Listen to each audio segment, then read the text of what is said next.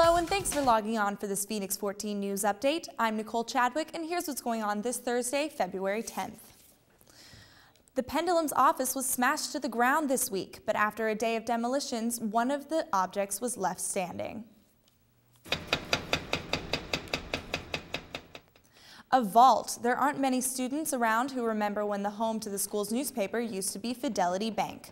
Tuesday, construction crews used a supersized jackhammer to crush the vault after the cranes just couldn't tear it down. Library archivist Kate Nash wants to keep the bricks from the old building to help locals remember the history of the Pendulum office. In its place will be a 3-story retail building with a bookstore on the first floor. When it's complete, the Pendulum will make its new home on the top floor. The wait is over. The Apple iPhone is now available to Verizon customers across the county.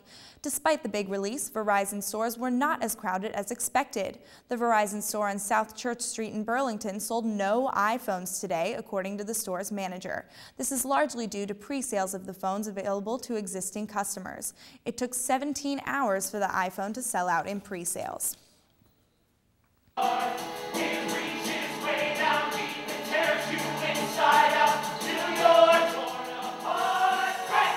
Tonight is the night. Elon's production of Rent opens at 7:30 p.m.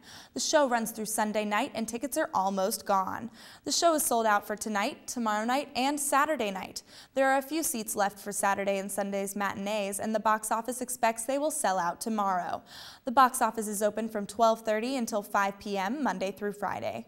The show is free with a student ID, and be sure to tune in to our show on Monday at 6 for a behind-the-scenes look at the production. Most Elon students consider Elon their second home, but for one Elon freshman, Elon is not her second home, but her fifth. Our Elizabeth Cantliner found out more. When people ask Lois Nadegwa where she is from, she doesn't have one answer. I was born in Paris.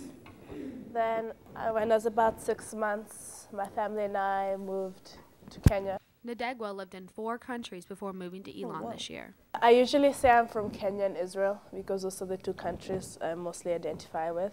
Those experiences have pushed her to study law and politics at Elon. I've lived there for so long and I've visited so many of the Arab countries.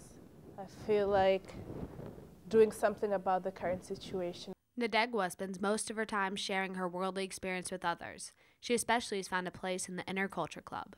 That is like an organization where it's a mixture of both American and international students, and our goal is to try to sort of establish the international community in Elon. So we try to organize events and things like that. Despite the distance from her family and friends, Nadegwa is happy to be at Elon, just one more home on her list. Elizabeth Cantliner, Phoenix 14 News. Though Nadegwa has lived in many countries, she's not the only one.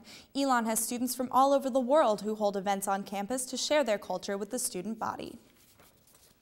Alumni Gym has some new energy.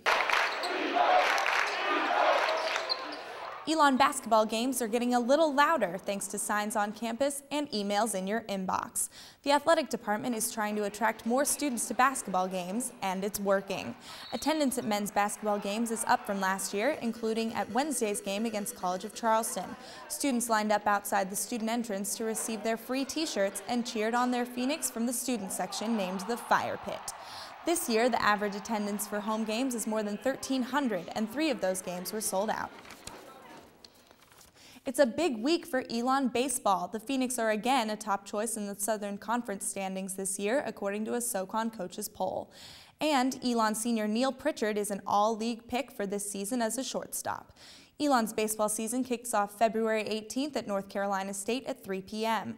Tune in Monday at 6 for full coverage of this year's baseball season. Coming up on Monday at 6, David Hodges will show you how to save money on energy costs.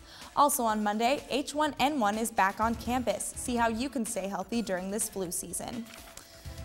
That's all we have for this Phoenix 14 News Update. Be sure to tune into our live show on Monday at 6 p.m. on Channel 14. As always, continue checking our website at phoenix14news.wordpress.com for more breaking news updates. You can also stay connected with us on Facebook and Twitter. From all of us here at Phoenix 14, have a great weekend, Elon.